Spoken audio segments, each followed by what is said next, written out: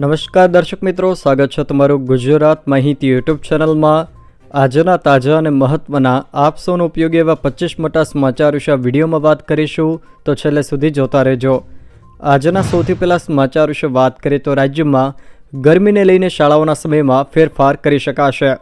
શિક્ષણ રાજ્યમંત્રી પ્રફુલભાઈ પાનસેરિયાએ માર્ગદર્શિકાની જાહેરાત કરી છે। જિલ્લા શિક્ષણ અધિકારી સમયમાં ફેરફાર કરી શકશે।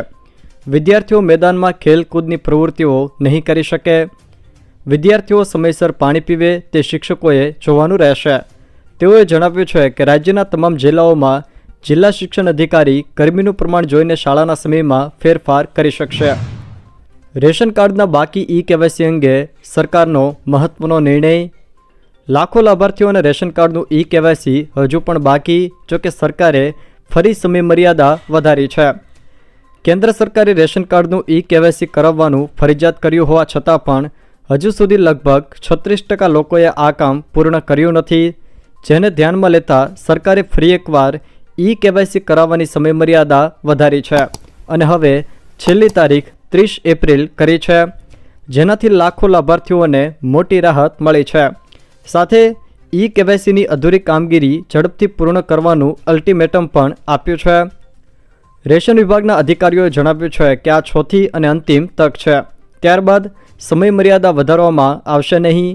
જો કોઈ લાભાર્થીએ રેશન કાર્ડને ઈ-કેવાયસી સાથે જોડ્યું નહીં હોય તો તેનું રેશન કાર્ડ રદ થઈ જશે અને સરકારી અનાજ મળવાની સુવિધાઓથી વંચિત થશે। સરકારનું આ આકરું વલણ રેશન વિતરણ પ્રણાલીમાં પારદર્શિતા લાવવા અને ડુપ્લિકેશન અટકાવવાનો છે। જોકે વધુમાં રાજ્ય અને જિલ્લા પ્રશાસનને મજબૂત દેખરેખ અને પ્રચાર તેમજ પ્રસાર કરવા પણ નિર્દેશ આપવામાં આવ્યો છે। ભાવનગર જિલ્લાની જો વાત કરીએ તો ભાવનગર જિલ્લામાં ચાલી રહેલી ઈ-કેવાયસીની કામગીરીમાં 16.40 લાખ રેશન કાર્ડ ધારકોએ ઈ-કેવાયસી કરાવી લીધું છે, જ્યારે 12.41 લાખથી પણ વધુ લોકોનું હજુ ઈ-કેવાયસી કરવાનું બાકી છે। તમારે ઈ-કેવાયસી માટે બાયોમેટ્રિક કરાવવાનું રહેશે, જેની મદદથી તમારા રેશનની કેવાયસી પ્રક્રિયા પૂરી થઈ જશે। ગુજરાતના વાતાવરણને લઈને અંબાલાલ પટેલની મહત્વની આગાહી। ગુજરાત સહિત દેશમાં એપ્રિલ મહિનામાં ફરી વાતાવરણમાં પલટો આવશે તેવી અંબાલાલ પટેલે આગાહી કરી છે। એપ્રિલમાં આંધી વંટોળની આગાહી અંબાલાલ પટેલ દ્વારા કરવામાં આવી છે। જોકે આજથી ગરમીનો પારો વધશે અને 44 ડિગ્રીને પાર તાપમાન જઈ શકે તેવું પણ તેમણે જણાવ્યું છે। 12 એપ્રિલ સુધીમાં રાજ્યમાં ગરમી વધારે રહેશે। જોકે તારીખ 12થી લઈને 14 એપ્રિલમાં ભારે પવન સાથે ધૂળની ડમરીઓ ઉડશે તેવું પણ અંબાલાલ પટેલે જણાવ્યું છે। વધુમાં આગાહી કરતાં તેઓએ જણાવ્યું છે કે તારીખ 17થી 20 એપ્રિલ કેટલાક ભાગોમાં પવન સાથે વરસાદ પડશે। જોકે એપ્રિલ મહિનામાં વારંવાર વાતાવરણમાં પલટો આવશે। આજથી રાજ્યમાં ગરમીનો પારો વધશે, જેમાં વડોદરા, આણંદ, નડિયાદના વિસ્તારોમાં ગરમી વધશે। જોકે કચ્છ, બનાસકાંઠા, પાટણ, સિદ્ધપુર, મહેસાણા, સાબરકાંઠા, પંચમહાલમાં તાપમાન 42 ડિગ્રીથી વધુ જશે। જોકે 12 એપ્રિલ સુધી રાજ્યમાં ગરમી વધારે રહેશે તેવું તેમણે જણાવ્યું છે। શૈક્ષણિક દસ્તાવેજોમાં પિતાને બદલે માતાનું નામ ઉમેરી શકાશે। વિદ્યાર્થીઓ દસ્તાવેજોમાં પોતાના પાછળ માતાનું નામ લખાવી શકશે। સરકારની મંજૂરી બાદ તાજેતરમાં ગુજરાત શિક્ષણ બોર્ડ દ્વારા વિનિયમોમાં ફેરફાર કરીને નવી જોગવાઈઓ દાખલ કરવામાં આવી છે। જે મુજબ શૈક્ષણિક દસ્તાવેજોમાં પિતાના નામને બદલે માતાનું નામ ઉમેરવા બાબતે જોગવાઈઓ ઉમેરવામાં આવી છે। હવે દસ્તાવેજોમાં માતાનું નામ ઉમેરી શકાશે અને સિવિલ કોર્ટના હુકમ તથા ગેજેટ સહિતના પુરાવાના આધારે ડીઈઓ સુધારો પણ કરી શકશે। આરબીઆઈ ટૂંક સમયમાં ₹10 અને ₹500ની નવી નોટો બહાર પાડશે। નવી ₹10 અને ₹500ની નોટો પર આરબીઆઈએ અપડેટ આપ્યું છે, પરંતુ જૂની નોટોનું શું થશે? ભારતીય રિઝર્વ બેંક એટલે કે આરબીઆઈએ શુક્રવારે જાહેરાત કરી હતી કે તે ગવર્નર સંજય મલ્હોત્રાના હસ્તાક્ષરવાળી મહાત્મા ગાંધી નવી શ્રેણીમાં ₹10 અને ₹500ની નવી નોટો જારી કરશે। આ નવી નોટોની ડિઝાઇન અને સુરક્ષા સુવિધાઓ અગાઉ જારી કરાયેલી નોટો જેવી જ રહેશે, ફક્ત ગવર્નરની સહી બદલવામાં આવશે। જોકે આરબીઆઈ દ્વારા અગાઉ જારી કરાયેલી આ બધી નોટો કાયદેસર ટેન્ડર તરીકે શરૂ રહેશે। જણાવી દઈએ કે ગયા મહિને પણ આરબીઆઈએ ₹100 અને ₹200ની નોટો બહાર પાડવાની જાહેરાત કરી હતી. આધાર કાર્ડમાં મોબાઈલ નંબર અપડેટ નહીં થાય તો ચારધામ યાત્રા માટે રજિસ્ટ્રેશન થઈ શકશે નહીં. જો ઉત્તરાખંડમાં ચારધામ યાત્રા માટે આધાર કાર્ડમાં મોબાઈલ નંબર અપડેટ કરવામાં નહીં આવે તો દર્શન કરવા ઈચ્છતા લોકોને મુશ્કેલીનો સામનો કરવો પડી શકે છે.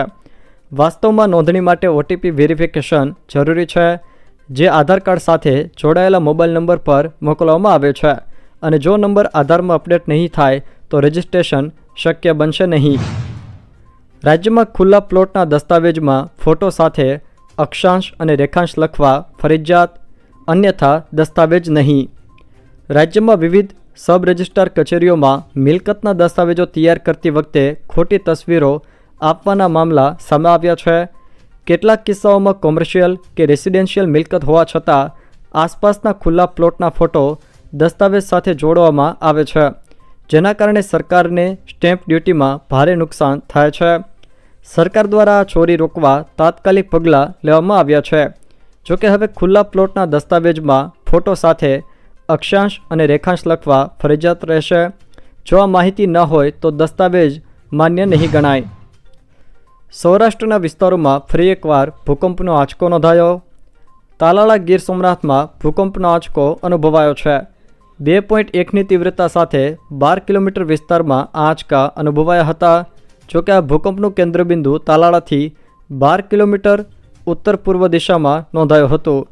જોકે જાનમાલનું નુકસાન થયું નથી, પરંતુ આ ઘટનાને કારણે સ્થાનિક રહેવાસીઓમાં ગભરાટની લાગણી પણ ફેલાઈ હતી. ભૂકંપના આંચકાને પગલે સ્થાનિક વહીવટીતંત્ર સતર્ક બન્યું છે. ગુજરાત પોલીસનો પ્રોજેક્ટ દ્રષ્ટિ PCR પહેલાં ડ્રોન પહોંચશે. ગુજરાત પોલીસે GP દ્રષ્ટિ પ્રોજેક્ટ હેઠળ ડ્રોન સર્વેલન્સ શરૂ કરવાનો નિર્ણય લીધો છે. શરૂઆતમાં રાજ્યના 4 શહેરના 33 પોલીસ સ્ટેશન વિસ્તારમાં આ પ્રોજેક્ટ અમલમાં આવશે. તેનો ઉદ્દેશ્ય છે કે ગુનાઓની માહિતી મળતા જ ડ્રોન તાત્કાલિક ઘટના સ્થળે પહોંચે, જેથી પોલીસનો રિસ્પોન્સ ટાઈમ ઘટાડી શકાય. PCR વાન કરતાં ઝડપી કામગીરી માટે ડ્રોન ટેકનોલોજી અપનાવાઈ રહી છે. મોરબીમાં ફરી એકવાર તંત્રનું બુલડોઝર ચાલ્યું. મોરબીમાં ટ્રાફિક સમસ્યા ઉકેલવા અને ગુનાખોરોને ડામવા માટે ફરી એકવાર તંત્રનું બુલડોઝર ચાલ્યું હતું. શોભેશ્વર રોડ પર દબાણ હટાવવામાં આવ્યા હતા. પોલીસના ચુસ્ત બંદોબસ્ત સાથે મનપાની દબાણ હટાવો ઝુંબેશ પૂરજોશમાં ચાલી રહી છે. રોડ સાઇડમાં આવેલ લારી ગલ્લા અને પતરા સહિતના દબાણો દૂર કરીને રોડ ખુલ્લો કરવામાં આવ્યો હતો. જોકે ખીરા ગામ અગાઉ પણ બુટલેગરના ઘર પર બુલડોઝર ફેરવી દેવાયું હતું. ઉત્તર પશ્ચિમ ભારતમાં આગામી 6 દિવસ હીટ વેવની શક્યતા. હવામાન વિભાગે ભારતના ઉત્તર પશ્ચિમ વિસ્તારોમાં આગામી 6 દિવસ હીટ વેવની શક્યતા વ્યક્ત કરી છે. દિલ્હીમાં 6 અને 7 એપ્રિલ દરમિયાન તાપમાન 42 ડિગ્રી સેલ્સિયસ પહોંચી જવાની શક્યતા પણ વ્યક્ત કરવામાં આવી છે. જોકે વાતાવરણમાં ગરમી અને બફારો અનુભવાઈ રહ્યા છે, ત્યારે આગામી 6 દિવસ વધારે ભારે ગરમી રહેવાની પણ શક્યતા છે. હવામાન વિભાગે દિલ્હી ઉપરાંત હરિયાણા, ગુજરાત, પશ્ચિમ ઉત્તર પ્રદેશ તેમજ રાજસ્થાન અને પશ્ચિમ મધ્યપ્રદેશમાં ગરમી વધવાની આગાહી કરી છે. બોટાદમાં બાળ લગ્નો અટકાવવા માટે હેલ્પલાઇન નંબર જાહેર. કેટલાક કિસ્સાઓમાં બાળ લગ્નો થતા હોય છે. બાળ લગ્ન પ્રતિબંધક કચેરી દ્વારા હેલ્પલાઇન નંબર જાહેર કરવામાં આવ્યા છે.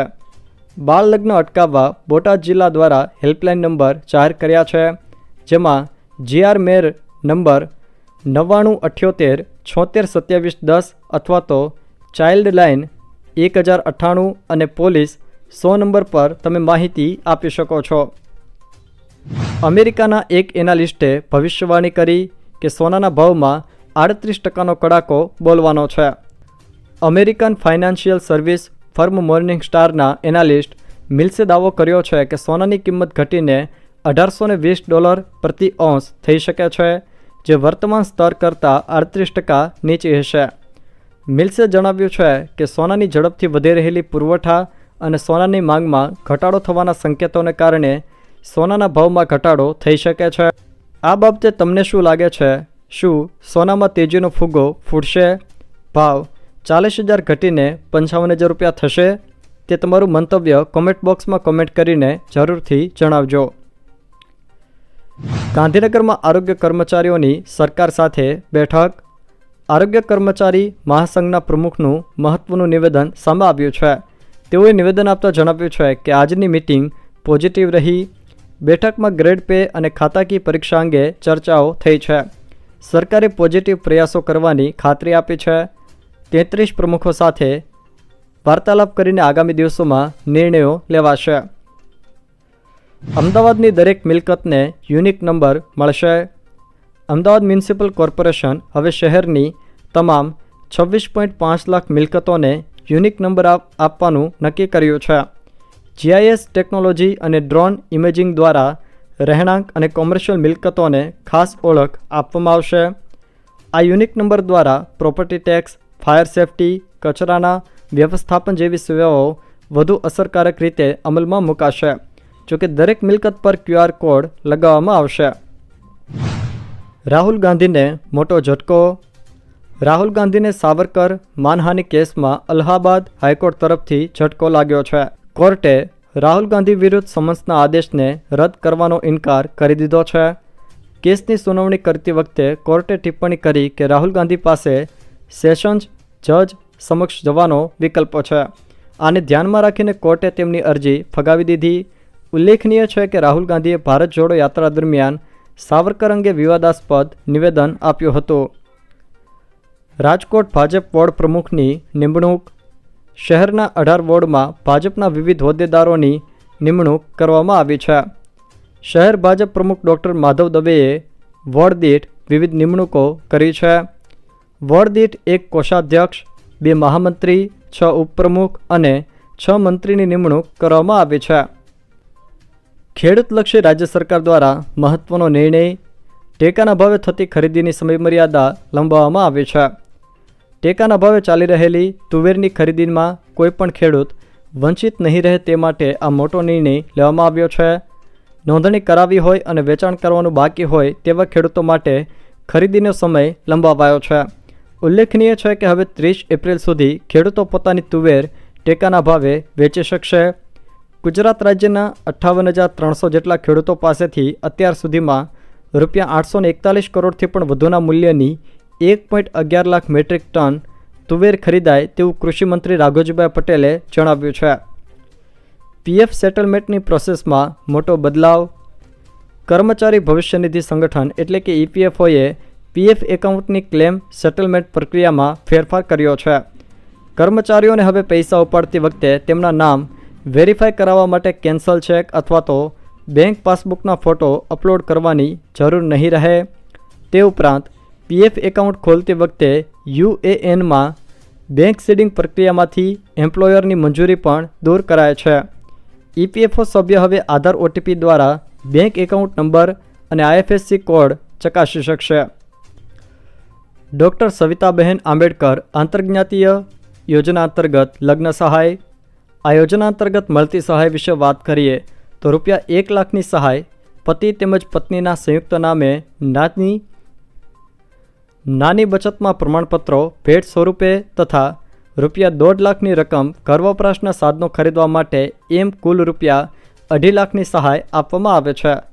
આ યોજનાના ઉદ્દેશ્ય વિશે વાત કરીએ તો હિન્દુ ધર્મની અનુસૂચિત જાતિની વ્યક્તિ અને હિન્દુ ધર્મની અનુસૂચિત જાતિ સિવાયની અન્ય જાતિની વ્યક્તિઓ વચ્ચે લગ્ન દ્વારા અસ્પૃશ્યતા દૂર કરીને સામાજિક સમરસતા લાવવાના ભાગરૂપે ડૉક્ટર સવિતાબેન આંબેડકર આંતરજ્ઞાતીય લગ્ન સહાય યોજના અમલમાં છે.